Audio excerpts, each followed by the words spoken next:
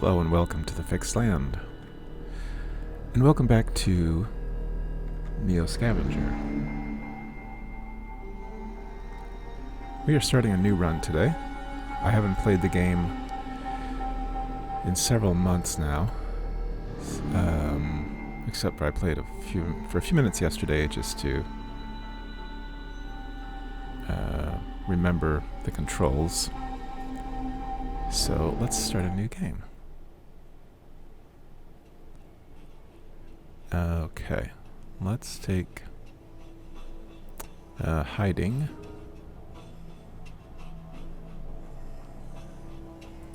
Let's try strong.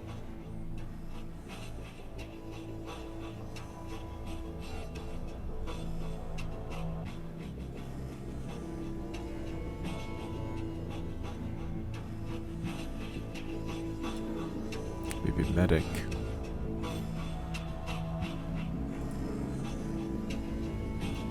Alright, we're one over there.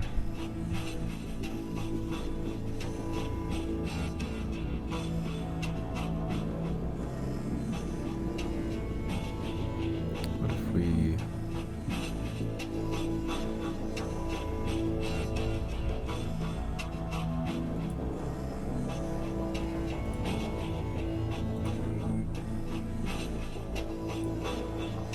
Alright, let's try that. Hiding, strong, athletic, and melee. Okay, we're going to hide. Dogman goes away. I'm familiar with that. I'm going to assume that you have seen at least a little bit of the game. Alright. We're outside. Nothing looks familiar. Where are we? Who are we? Don't know, but we're gonna grab a scrap. A shard of glass. And let's go here.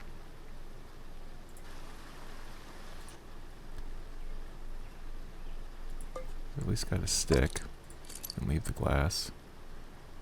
An empty cornucola bottle. Oh, we got a shopping bag. We can take that.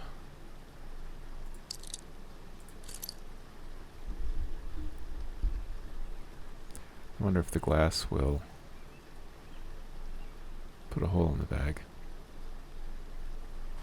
We'll find out.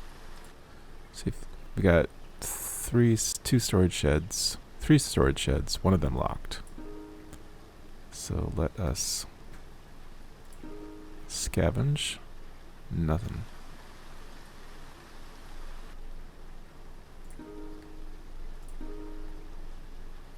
Oh no. Roof collapse. You're cut and bruised. Wow. It says minor. It doesn't look so good. Alright.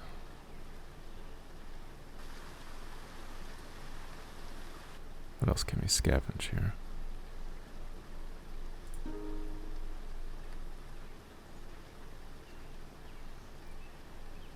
Question is, can you get past the lock? I guess the answer is no. Yep. Okay, so much for that.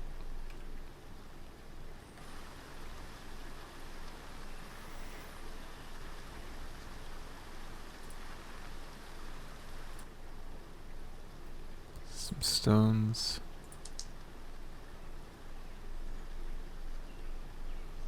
Probably can leave the pebbles. Let's hide our tracks. And turn. Player is shivering.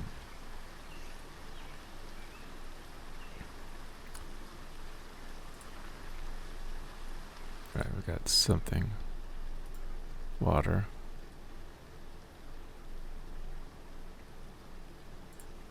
There we go. Take the water.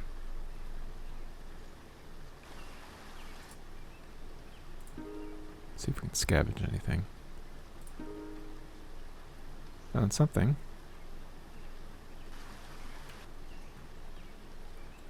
Mushrooms. We'll eat those. We'll have a drink. Let's head up this way, because this is all just kind of bare. After we... Oh, I think that was a dog.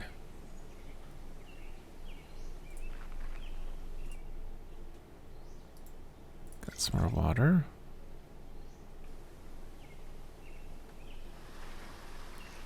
Scavenge.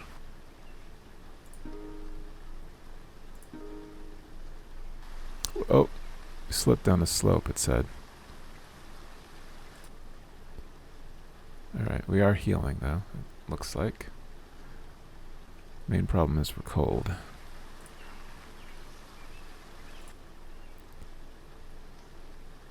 Bunch of gravel.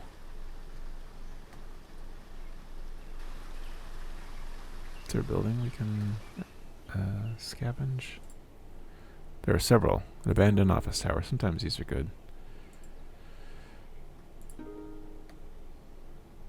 Black mold. And nothing else. How about a destroyed office building? Roof collapse.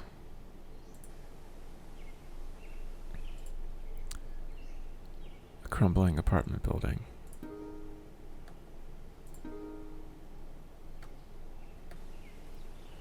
Alright. Discovered a car. Up ahead it looks like there's some sort of abandoned car. It's covered in filth and what glass remains is almost opaque with grime. Hard to tell if anything's inside. The door on this side is open. It looks like a tattered sleeping bag spills through the opening. Throw something at the car.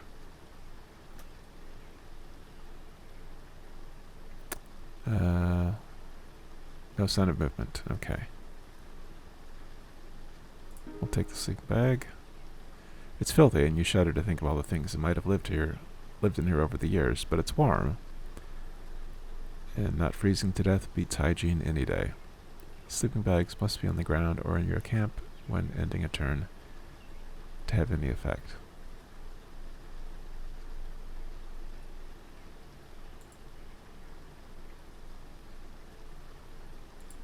We have no way of carrying it. But let's see, if we confirm, leave the car. Okay, so the sleeping bag's on the ground. Can we rest?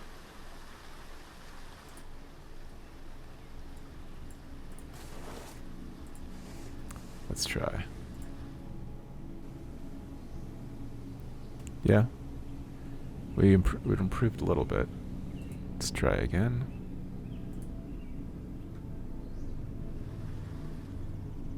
Okay, now we're merely shivering. Let's see if we can keep this up. Rest again. Yeah, this is working. Alright, that worked well. Unfortunately, we can't carry the sleeping bag at the moment. But, let's see if there's anything to scavenge here. Oh, what did we find? Oh, mother load. Alright. Got a shirt, a Cornicola t-shirt, 2 pairs of jeans. This one's in better condition. And nothing to write home about. Oops. Here we go. Empty bottles.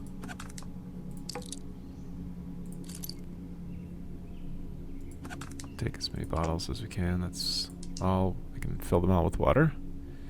Got a rag shoe. I've got another shopping bag. Was this left or right? It doesn't matter. It's a makeshift rag shoe.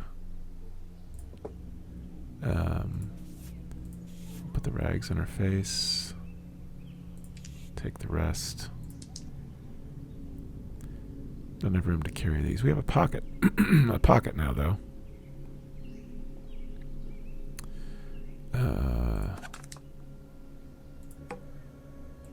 I'll leave the glass. We could put it in our pocket, I guess. But I've never actually, to date, used the glass shards. But what the heck, we'll take one. Okay. Might actually be more useful to have string. So let's do that. Alright, that's an improvement. Got plenty of water carrying capacity. Alright. And let's rest again because the sleeping bag is still here. Yep. Suppose we could sleep. Let's try that.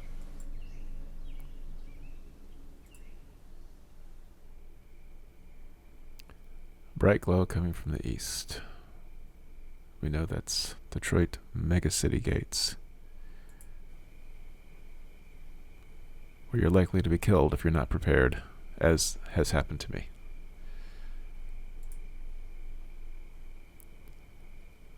Okay. Temperature-wise, we're good. But it's night, so I don't know. I think we should rest some more. Wait till day, if we can.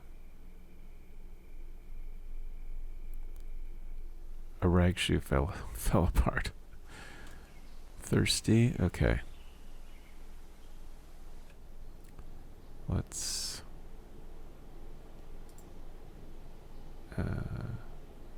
drink some water. There we go. Which way should we strike out? Let's just go this way. Hide tracks.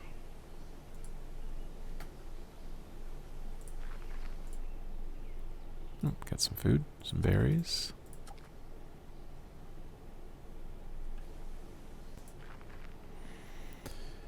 As you pick your way through overgrown ruins, a peculiar sound becomes briefly audible.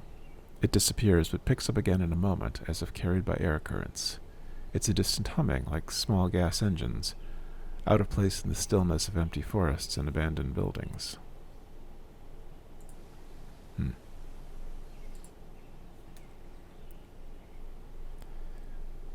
Bunch of rubble. But I think we might be able to scavenge. We got an abandoned office tower. Ooh, got a bunch of stuff. Oh boy. Alright, an empty Chef Yummy creamy crumb soup can.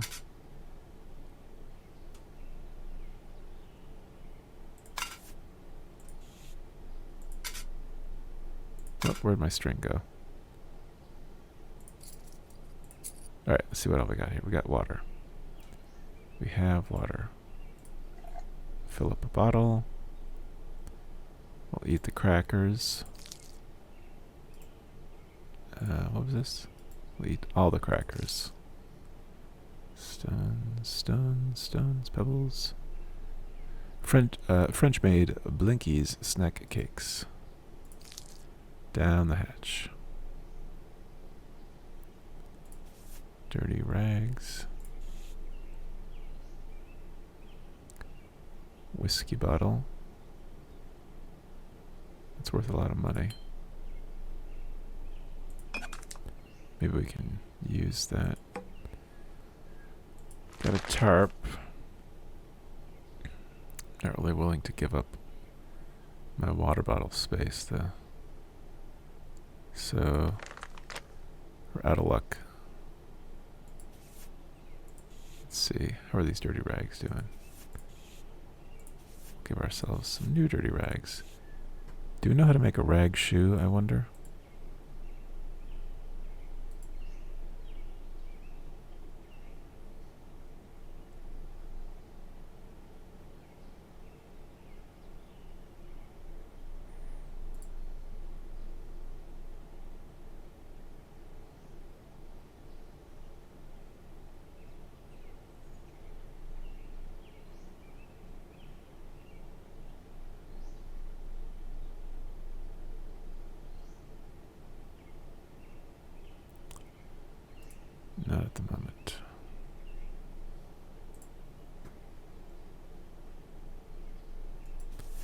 Okay, let's take this sorted parts, and that's all we have room for.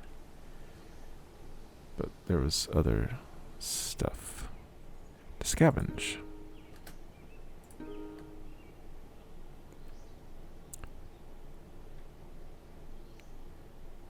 Okay, nothing new.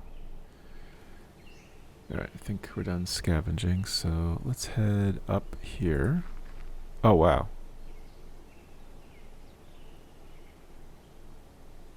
So what I discovered and later confirmed that it was in fact the case online, what is that there are set locations that are always the same, but then the intermediate space is different each game. But I don't remember this particular location. Maybe I've been here and just not remembering it. I'm not sure. A shotgun. Wait a minute. Oh, it's a scrap of paper that reads weapon, shotgun.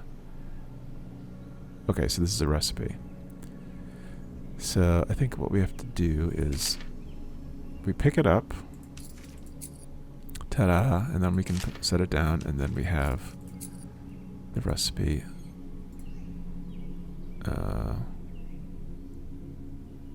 in our recipes. Yep, there it is. So that's how you memorize a recipe.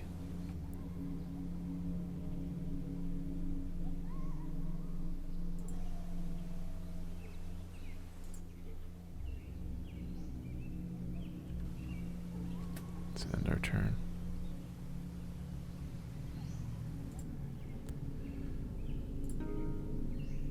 Got a couple mobile homes to scavenge. Oh boy. Alright, one thing at a time here. We've got blue jeans in excellent condition. So we'll abandon these. Put these on. Pick up our parts again. We've got a left running shoe, spacewalk, in not bad condition. Although I debate whether it's better to be totally barefoot than have just one shoe. I'm not sure. This one's in 81.5% condition. Although I guess we should wear both of them, huh? It's layers. We'll eat the blinkies. We'll eat the ketchup. We'll eat all the ketchup. Every last bit.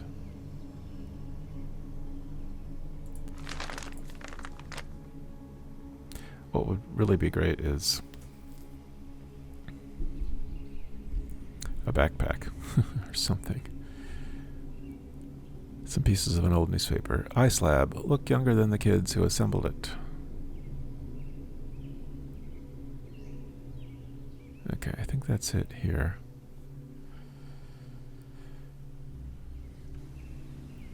But we got one more mobile home to scavenge. Nothing there. Okay. Alright, let's start up here. Let's go up. Oh, there's somebody. Stranger. Stranger danger. Alright, we've got to end turn. He, she, they went away.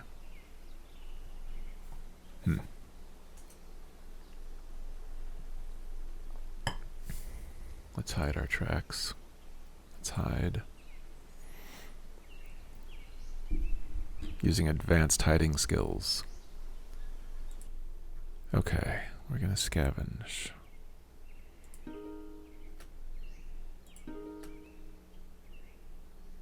I know I'm scavenging brutishly, making a whole bunch of noise. But I want to find whatever there is to find.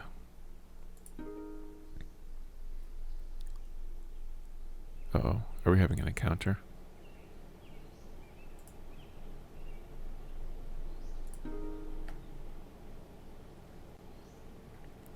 Look at that, a revolver. but no bullets. A squirrel snare. These are all good.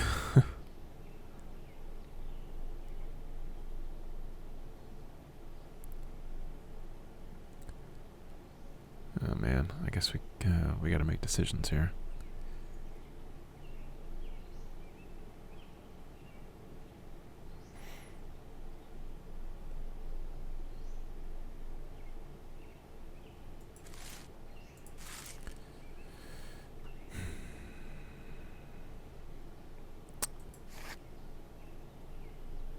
Alright, maybe we can... Let's leave the rags behind. Put the gun there. Snare.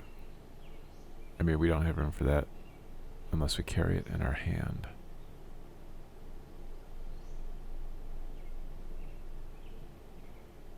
I mean, maybe that's better. These made me have to give up all our water bottles. So,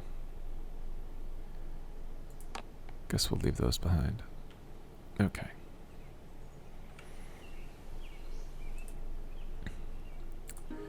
Next, an abandoned office tower.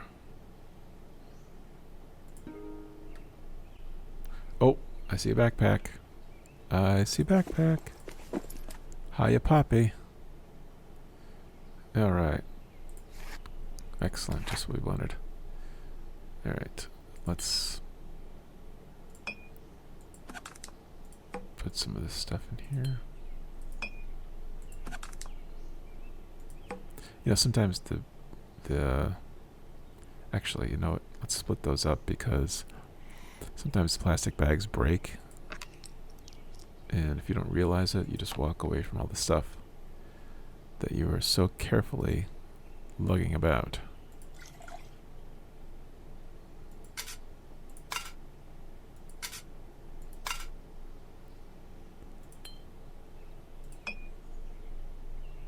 So we'll split up our water bottles like so.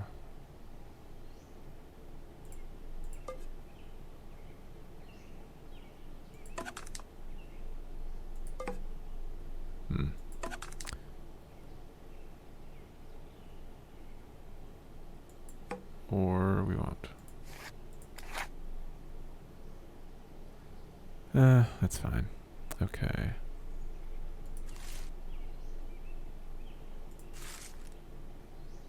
Let's take the shopping bags. And the stick is our weapon. Okay. Good. Alright, that was good. That was very good. Scavenge. We got one more office building. Okay. Let's pop up here and see what there is to get. We can eat.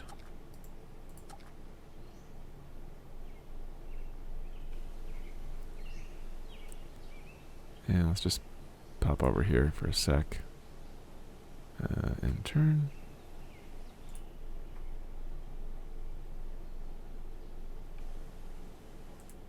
Not sure if there's going to be anything. Oh. Let's do... Oh, well. Okay. Come on back. Alright, let's go... Let's just kind of do this in a circle, or in a spiral. So we'll go here after we end our turn.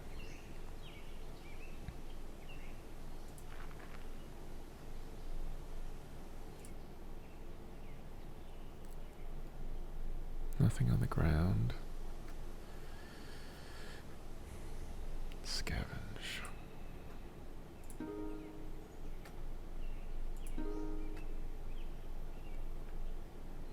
Okay. Alright, now I think we really ought to make room for this. If we can. Let's just see what all we have. Road to nowhere, this newspaper says. Faced with never-ending budget deficits, the Michigan Department of Transportation is to commence grinding of asphalt roads into gravel. Critics of the resurfacing budget reclamation initiative claim that this will only further balkanize the declining neighborhoods outside major cities. Governor Jones assured the public that the focus of the program will be on secondary roads and low traffic zones. And if you don't already know, the roads in Michigan are sort of notorious for their poor quality, at least among people who live here.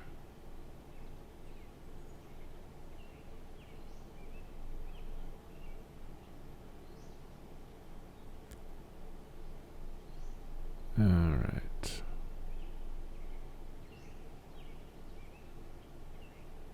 Take some more assorted small parts. Foil. Foil fits. This is what I really want.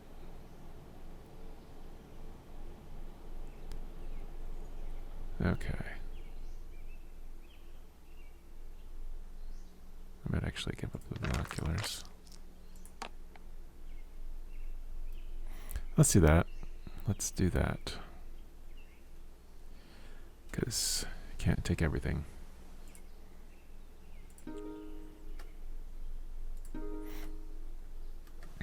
Okay. Eventually we're going to need some water, but stranger. Hide. Oh, we're still hidden. Okay. Oh, I see. You toggle it on and off. We'll hide our tracks at least. And we're just going to...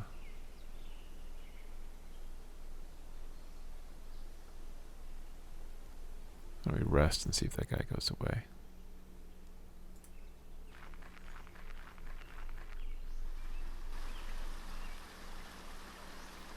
It's raining.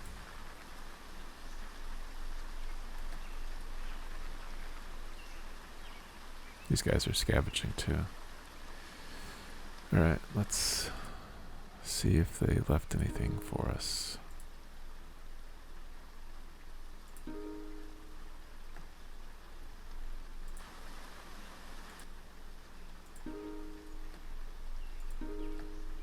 Oh boy, bunch of stuff. A cardboard box. Cool.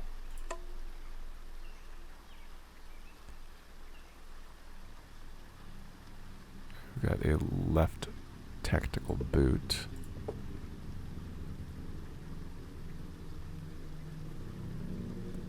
Got 2 left boots. Cargo pants. Banana t-shirt.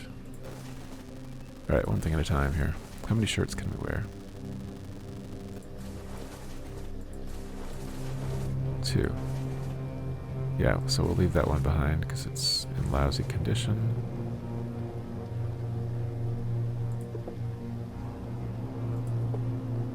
Let's put on this boot. Can you do this? You can. You can put the left shoe on the right foot. And we'll probably leave that behind. A hoodie, yes. Alright, our jeans are in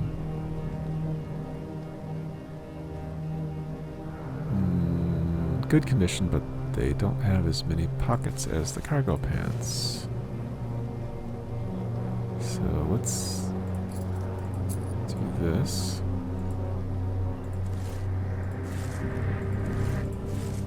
Let's take off our jeans.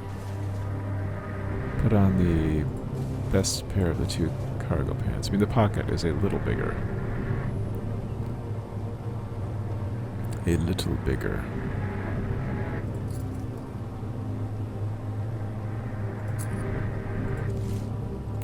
Put this in our hoodie pocket.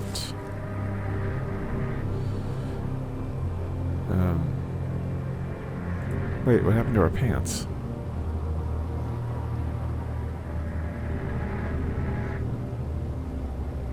Oh, they're cargo shorts. No, we don't want to wear shorts.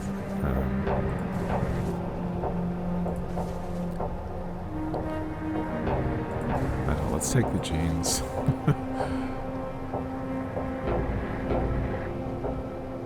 Can we wear them both? No. Alright, leave the shorts. Drink. Okay, we got a pill bottle with 1 pill. That's good.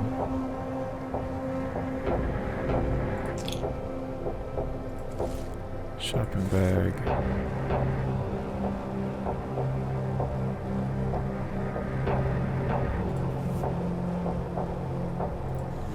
Got room for it.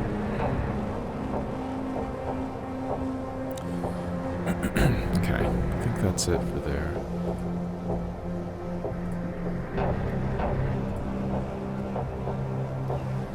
Okay. Alright, let's head over here after we end our turn. Uh-oh. Oh no, 2 guys. Oh boy.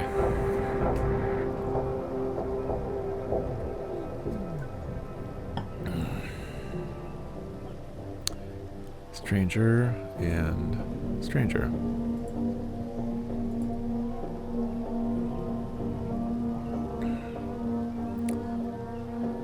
Range. He's got a hunting rifle.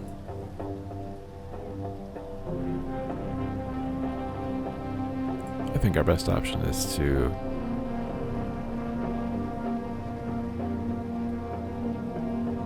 get away. Let's try a sneaky retreat.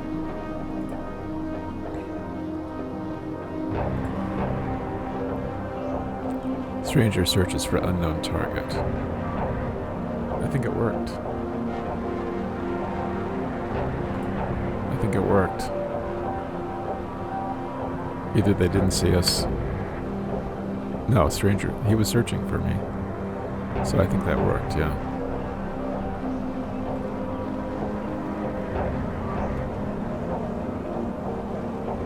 Is the music too loud? I wonder. Let me turn it down just a bit.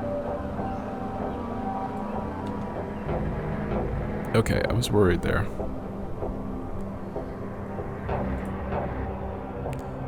Oh, we got a bunch of stuff to scavenge.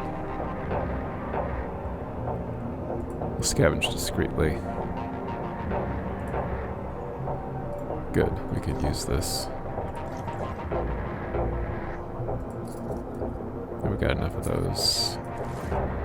Take the plastic bag. Check our health. We're in good shape, except for blisters on our feet. Yeah, maybe this is not such a great idea. That's what happens. We'll just leave it behind.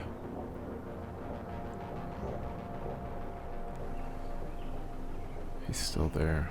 We're still hiding. I think we've scavenged. No, we still have 2. An abandoned house. We'll keep it hidden here because if those guys find us, see us, attack us, I think we're dead. So we'll just lay low, even though we might not find everything that there is to find. Can we... Let's try resting here.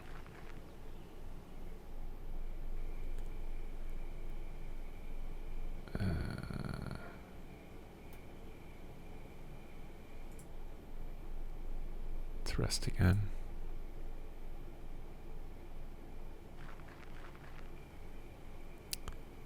These guys aren't going away.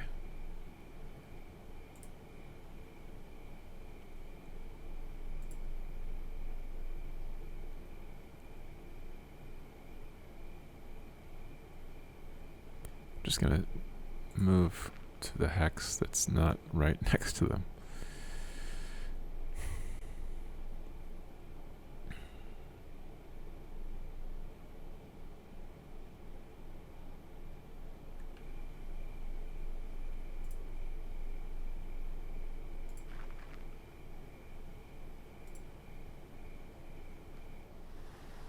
Oh no.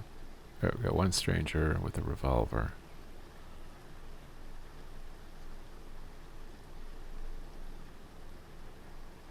Let's try sneaky retreat. Alright, it worked. But I really want to finish scavenging up there. Let's spy.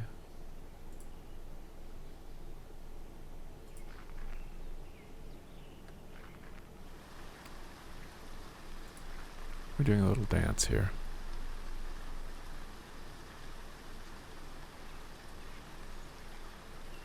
Alright.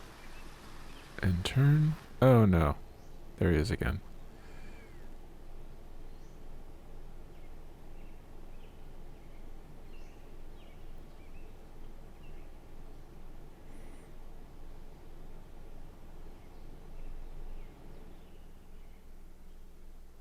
Let's try sneaky retreat again.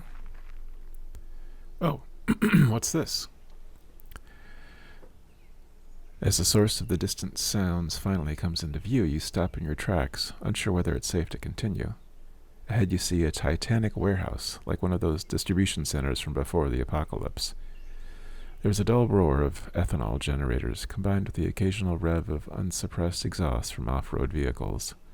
Figures seem to be milling around a low extension on the right, and the occasional ATV arrives or departs without fanfare. You don't think you've been spotted yet, this far out, though with all the activity it's hard to tell. Zom Zoms. This is like Fallout.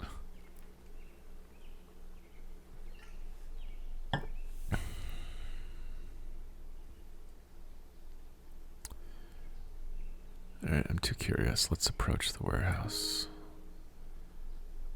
See if we're shot on sight.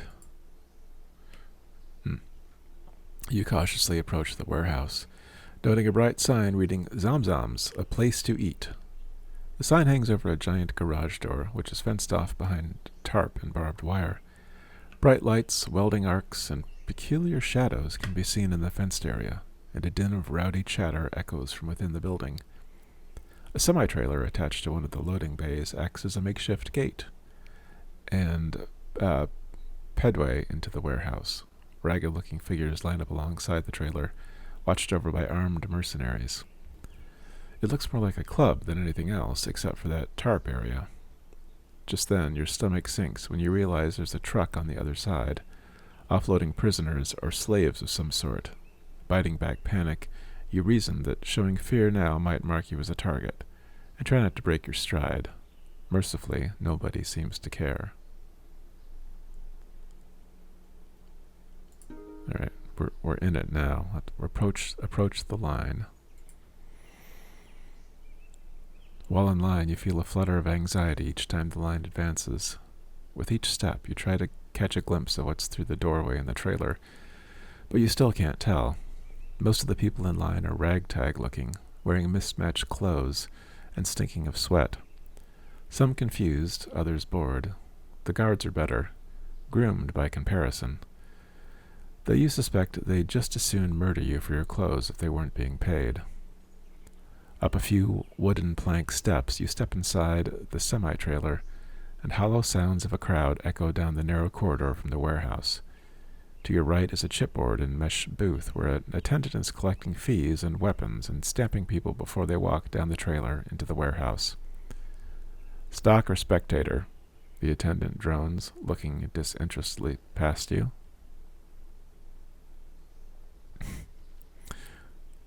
So we can say spectator, we can say, huh?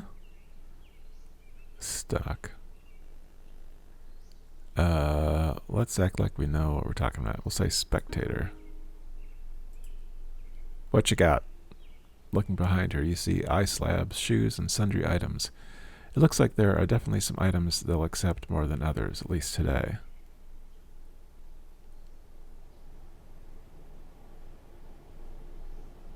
Let's offer our boot. You offer your item, which she stashes in a metal locker. Hand, she demands, reaching for a stamp as you present your hand. She applies a symbol and number, then nods to another grisly merc, who checks you for weapons. He tosses your confiscated items into a numbered bin and ushers you down the trailer. Alright, so we lost our gun and our shoe. Inside, it's 1 part super club, 1 part gladiator pit. A wall of sound assaults your ears as you cross the threshold. Part human cacophony, part generator exhaust, mostly frenetic industrial music, and the smell of food and smoke. You can't hear it over the noise, but you can feel your stomach rumble at the smell of sweet barbecue. The cavernous warehouse is dominated by a dirt-floored arena with high mesh walls. Spectators ring the pit on 3 sides, the 4th reserved for a large garage door leading outside into the tarp-fenced courtyard. Beyond the door, you catch the flash of welding arcs, where it appears scrapyard robots are being prepped. And opposite the garage door, the thing you really care about right now, a wide booth with grills spewing sweet and spicy smoke into the rafters above. People clamor to get at it, and walk away with their prize smeared over hands and lips alike. Barbecue. I need some more coffee. A lot of reading. You wade through dirty patrons, intent on manhandling some ribs or beans and rice, or whatever it is they've got cooking over there. Who knows how long you've been in cryo? How long has it been since you had a hot meal? Pressing your way through this final wall of hungry patrons, you get an elbow on the counter and desperately try to make eye contact with one of the servers. A few eternal minutes later, one of the apron-clad food slingers glances at you, and you nod like an excited dog. He reaches into his smoker box, withdraws a loaded skewer, and places it in your hand. Sweet, succulent barbecue. Savoring it at first, you start to go paranoid that it'll be snatched from your hands, and you bear down on it with renewed fervor, huddling with it against your lips as you absently walk away from the grill. This meat. Oh dear. What is it? It's like good, fully developed veal. Not young, but not yet beef. Yes, very definitely like that, and not like any other meat you've tasted. In fact, so much so that you think no person with a palate of ordinary, normal sensitiveness could distinguish it from veal. It is mild good meat, with no other sharply defined or highly characteristic taste, such as, for instance, goat, high game, and pork have. The steak is slightly tougher than prime veal, a little stringy, but not too tough or stringy to be aggressively agreeably edible. The roast is tender, and in color, texture, smell, as well as taste, strengthens your certainty that of all the meats you habitually know, veal is the one meat to which this meat is accurately comparable. I'm afraid to know. Just then, an announcer pipes up. With that same oscillating voice every strip club DJ seems to have, he starts hyping the crowd. "Can you count, suckers?" he shouts. Patrons start yelling back, "I said, can you count, suckers?" On cue, a testosterone-fueled wave of shouts comes from the floor. "Raise those numbers," he calls with expectation, and everybody raises their fists in unison. The music changes, lights switch to UV, and numbers appear on all the stamped hands. Your heart starts to race as you realize what's happening. Looking around, everyone has a stamp, most like yours. They all have numbers, but it's clear now what the symbols are. Patrons like you have silhouettes of vultures next to their numbers. Those unlucky few who don't have lambs. The announcer calls a number, a low number. Feeling somewhat relieved, you raise your hand above your head. The music starts again. Patrons around you look up to it for a moment, then continue scanning the crowd.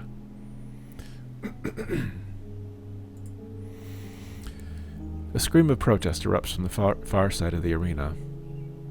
Everyone nearby looks across, where a commotion is starting.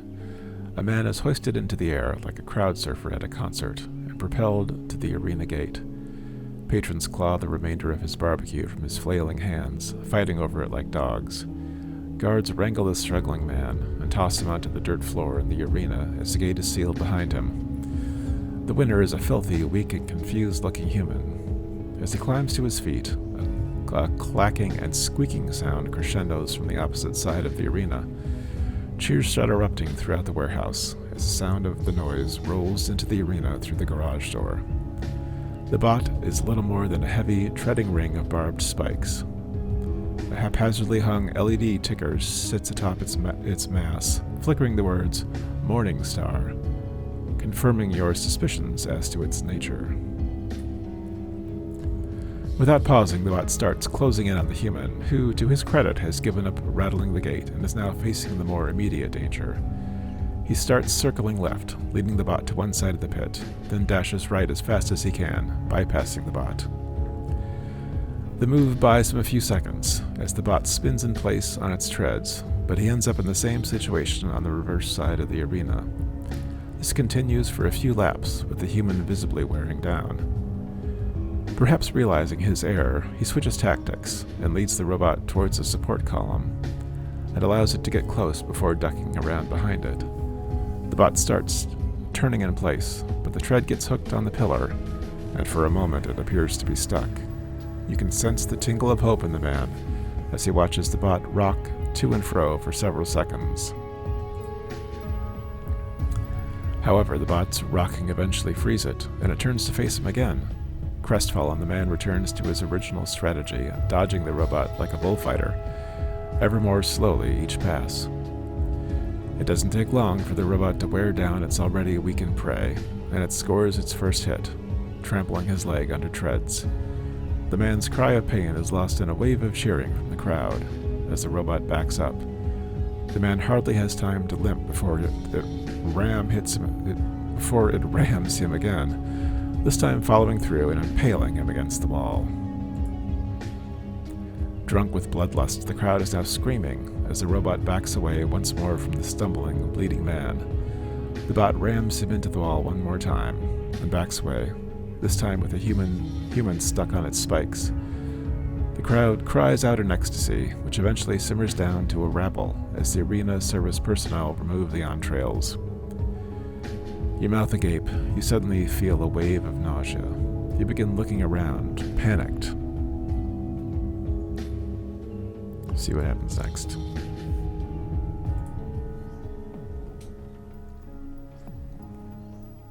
Unsure what to do next, you look around the room anxiously, waiting for something to happen.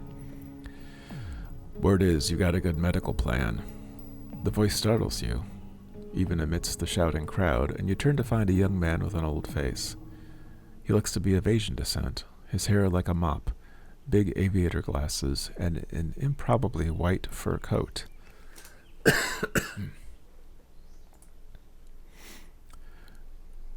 Relax, I don't work here. In fact, I'm going to try to make sure you don't either. Come on.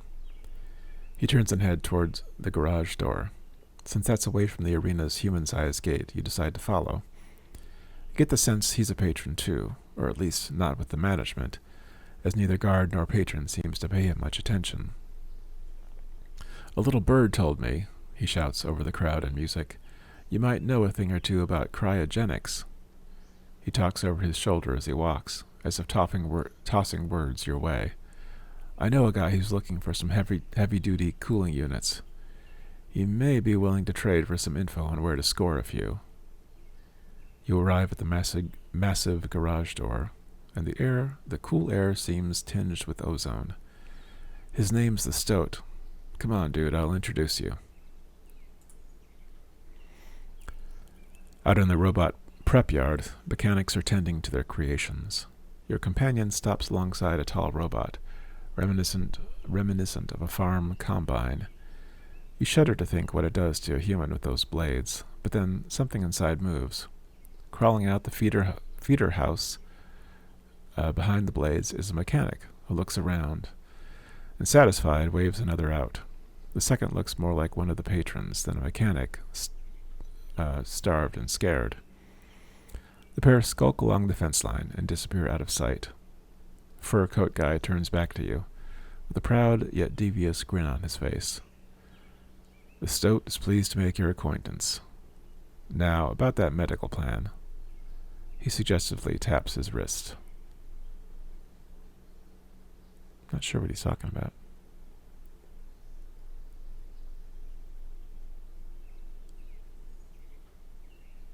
Medical plan? About that trade, Ooh, a counteroffer, Stoat says, stroking his chin. Okay, tell you what, he snaps into action. I got a thing. Someplace that needs certain items liberated. He makes air quotes. You trade that bracket, you trade the bracelet, I'll let you in on the haul. Here's what's up. Camp Grayling. You heard of it, right? Big old military base somewhere in Michigan. No? Guess you have to be in certain circles. He flicks something invisible from his coat. All sorts of rumors about the place. The one thing that's sure, it's full of tech, and no one to tinker with it. Meanwhile, he knocks the combine bot, producing a hollow ring. Sucks, right? Your part is simple. He places a hand on your shoulder. Maybe you've seen a bot around here. Tall, thin fellow, 6 legs, mauling some guy. That's the one. Well, wherever he came from, there's got to be more. And if I'm doing this with farm machinery, imagine what I could do with old Spidey maulers. He pantomimes an explosion while puffing up his cheeks. But, Stoat waves a finger at nothing. I don't expect you to pilot those babies out of there. What I need you to do is get inside the base and bring back everything you can find on them. Schematics, blueprints, test data, the more the better. Be warned, it's a death machine nest. You think these are brutal? Stoat gestures around the prep yard. Drunk, angry teenagers compared to trained assassins.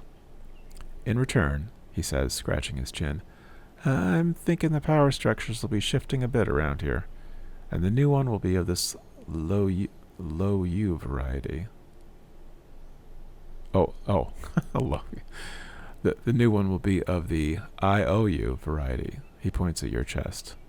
So, deal of a lifetime, dude. Yeah, we'll take it. We don't have much choice. We'll ally ourselves with the Stoat for the moment. Nice, he laughs. He extends a hand. You meet it with yours.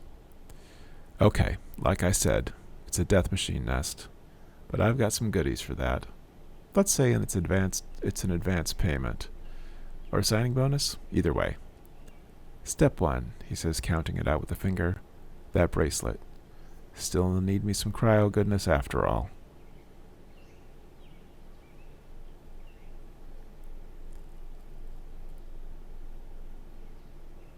Give him the bracelet.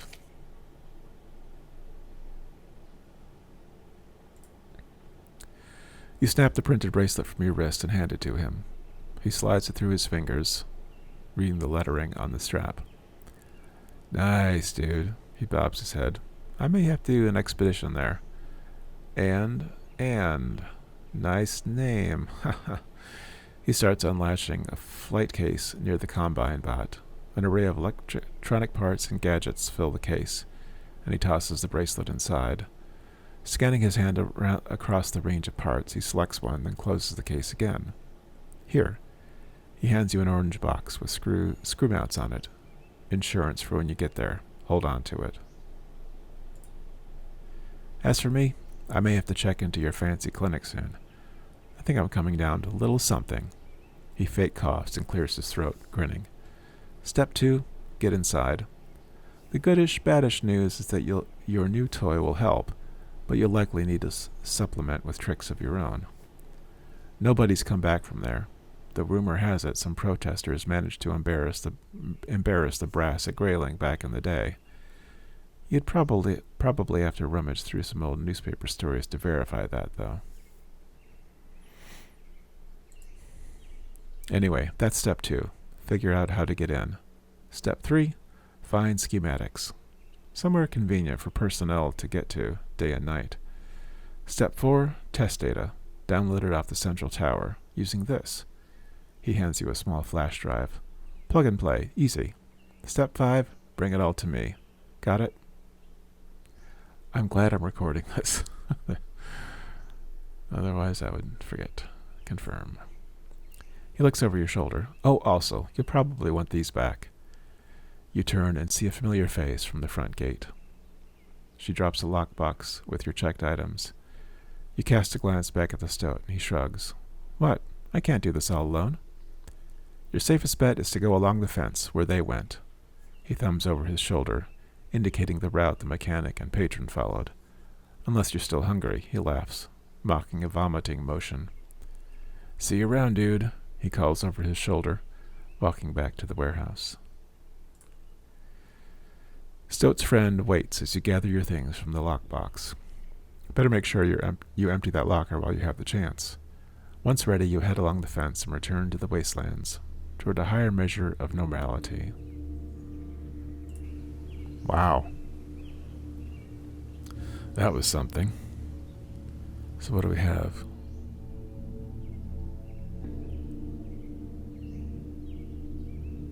Alright, so we gotta empty out. Oh, we can just take the lockbox?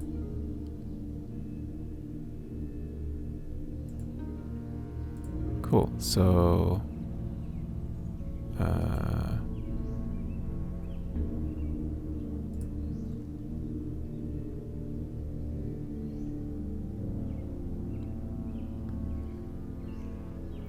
think we need everything here, don't we?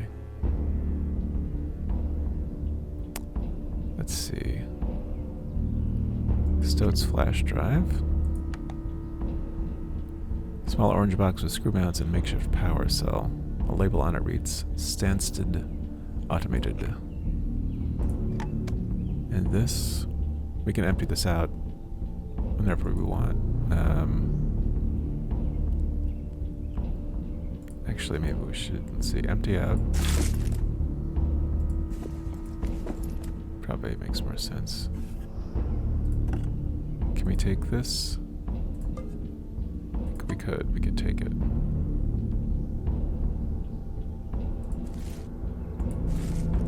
All our goodies.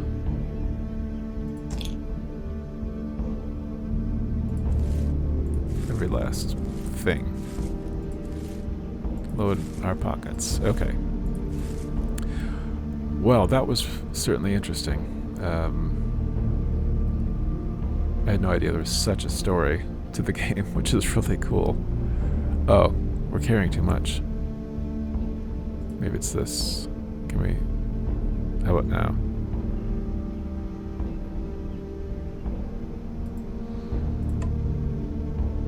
Are we carrying too much now?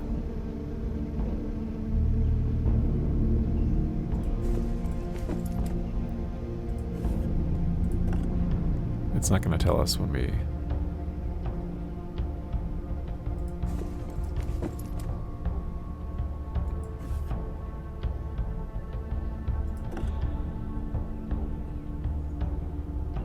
I don't know, maybe we can't carry that. In any case, I think I was saying there's really a story to the game that I didn't realize was there. So I think that's where we will leave it for today. Really hope you enjoyed the video. Hope you're enjoying the game and the story. Let me know what you think down in the comments. And if you haven't subscribed, I would appreciate it very much if you would consider doing so. In any case, though, I really am glad you joined me today.